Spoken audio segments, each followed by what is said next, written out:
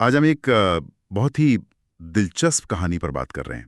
7,000 रुपए से करोड़पति। हाँ, एक सच्ची कहानी। सोचिए, 2013 में सिर्फ 7,000 रुपए महीने की नौकरी और महज 35 की उम्र तक पहुंचते पहुंचते नोएडा और बैंगलोर दोनों जगह घर। और वो भी लगभग कर्ज मुक्त। हाँ, और कमाल की बात यह है कि कोई आईआईटी, आईआईएम या विदेश की डिग्री नहीं।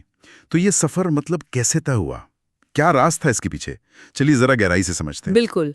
और देखिए, यहाँ सबसे अहम बात यह है कि कैसे एक बिल्कुल साधारण शुरुआत के बावजूद सिर्फ अनुशासन और एक बिल्कुल साफ वित्तीय योजना से इतने बड़े असाधारण परिणाम मिल सकते हैं। सही कहा। हम देखेंगे कि इस व्यक्ति ने किन उसूलों का पालन किया और इससे हम सब क्या सीख सकते तो हैं। कहानी शुरू होती है 2013 में नोएडा से।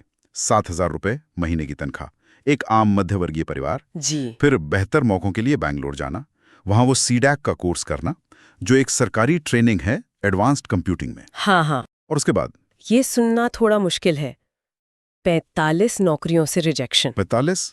बाप रे, ये तो शुरुआती दौर बहुत मुश्किल रहा होगा, हिम्मत तोड़ने वाला एकदम। हाँ, निश्चित रूप से।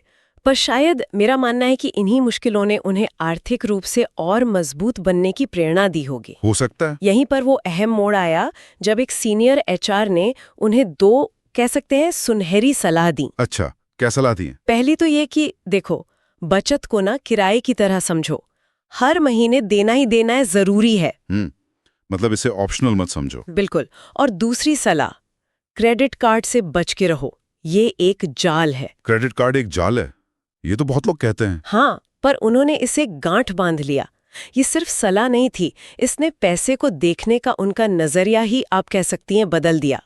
बचत अब प्राथमिकता बन गई, कोई मजबूरी नहीं। और फिर उन्होंने इसे अपनाया भी पूरी तरह से। पूरी सख्ती से। एक सिंपल सी एक्सेल शीट, लेकिन उसमें हर एक रुपए का हिसाब। हर एक रुपए का। कोई बिना सोचे समझे खरीदारी नहीं, और हर महीने बचत करने की आदत, चाहे कुछ भी हो जाए। जी। शुरू में निवेश कहाँ किया? एफडी वगैरह में? हाँ, शुरुआत में टैक्स बचाने वाली एफडी में, जिस पर उस जमाने में अच्छा करीब 8-7.5% ब्याज मिल जाता था। उस समय के हिसाब से काफी अच्छा था। हाँ। फिर धीरे धीरे एसआईपी और स्टॉक्स में भी निवेश शुरू किया। कुछ स्टॉक्स में तो उन्हें 50% से 300% तक का रिटर्न भी मिला। वाह। पर हाँ, गलतियां भी हुई, नुकसान भी हुआ, लेकिन हर नुकसान से उन्होंने कुछ सीखा, वो एक सबक बन गया। अच्छा, उनकी स्ट्रैटेजी में और क्या खास था?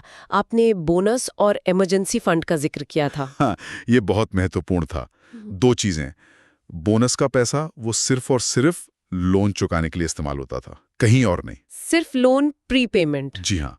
और दूसरा, जो इमरजेंसी फंड बनाया था, उसे कभी नहीं छुआ, किसी भी हालत में नहीं। 2018 में जब नोएडा में पहला फ्लैट लिया, करीब 60 लाख का लोन था। तो उन्होंने खुद के लिए एक बहुत सख्त नियम बनाया कि अगर एक भी ईएमआई मिस हुई तो घर बेच देंगे। अरे बाप रे, ये तो बहुत ही कड़ा नियम है। ये दिखाता है कि वो कितने सीरियस थे। बिल्कुल, अनुशासन का लेवल देखिए। वाकई कमाल का अनुशासन। और वो 14 ईएमआई नियम वाली बात क्या थी? वो भी तो कुछ दिलचस्प लग रहा है। हाँ, वो 14 ईएमआई नियम, ये उनकी रणनीति का एक कह सकते हैं सीक्रेट वेपन जैसा था। अच्छा, कैसे? इसका मतलब सीधा सा था, हर साल जो बोनस मिलता था उससे वो रेगुलर 12 ईएमआई तो भरते ही थे, उसके ऊपर 2 एक्स्ट्रा ईएमआई और भर देते थे। यानी साल में 14 ईएमआई। जी बिल्कुल। सुनने में लगता है कि ये छोटा सा कदम है, 2 एक्स्ट्रा ईएमआई ही तो है, लेकिन इसका कंपाउंडिंग इफेक्ट जबरदस्त होता है। अच्छा, कैसे?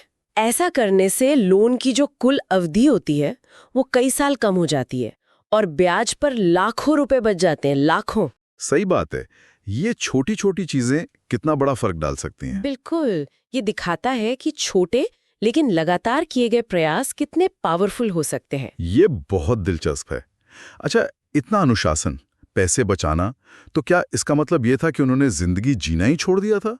मतलब घूमना फिरना, दोस्तों से मिलना जुलना? नहीं, बिल्कुल नहीं, यही तो कमाल है, संतुलन। अच्छा। घूमना फिरना, दोस्तों के साथ वक्त बिताना, ये सब होता था, पर एक तय बजट के अंदर, कोई फिजूल खर्ची नहीं।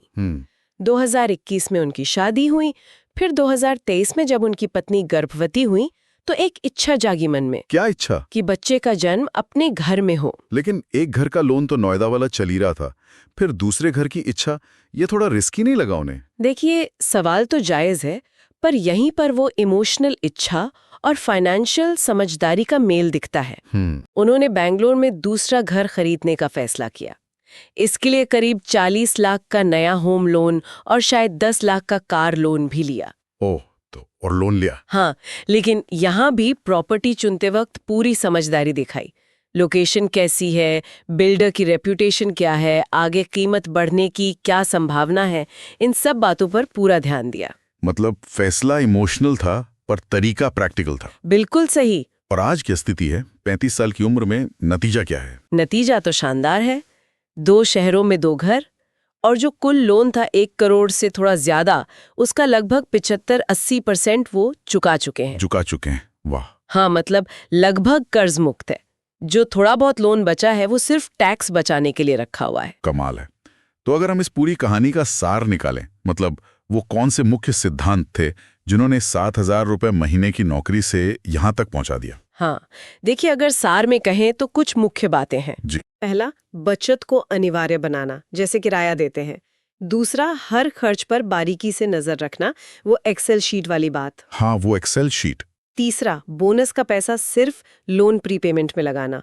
चौथा, वो असरदार 14 EMI नियम अपनाना। वो 14 EMI वाला। पांचवा, सादगी से जीना पर कंजूसी से नहीं। छठा, रिसर्च करके लंबी अवधि के लिए निवेश करना।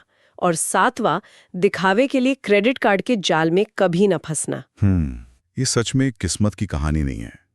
यह है अनुशासन की, छोटे छोटे सही कदम लगातार उठाने की और बस लगे रहने की कहानी है। बिल्कुल। ये कहानी साबित करती है कि एक करोड़पति जैसी जिंदगी जीने के लिए जरूरी नहीं कि तनख्वाह करोड़ों में हो। नहीं, जरूरी है कि आपका नजरिया, आपका अनुशासन वो करोड़पति वाला हो। एकदम सही कहा आपने। और यहाँ शायद रुककर हम सबको ये सोचना चाहिए कि इस कहानी से प्रेरणा लेकर आज, बिल्कुल आज ही, हम अपनी कौन सी एक फाइनेंशियल आदत बदल सकते हैं या कोई एक अच्छी आदत अपना सकते हैं। हाँ, व्यक्तिगत वित्तीय अनुशासन की तरफ पहला लेकिन सबसे जरूरी कदम होगा। सही बात है, सोचने वाली बात है।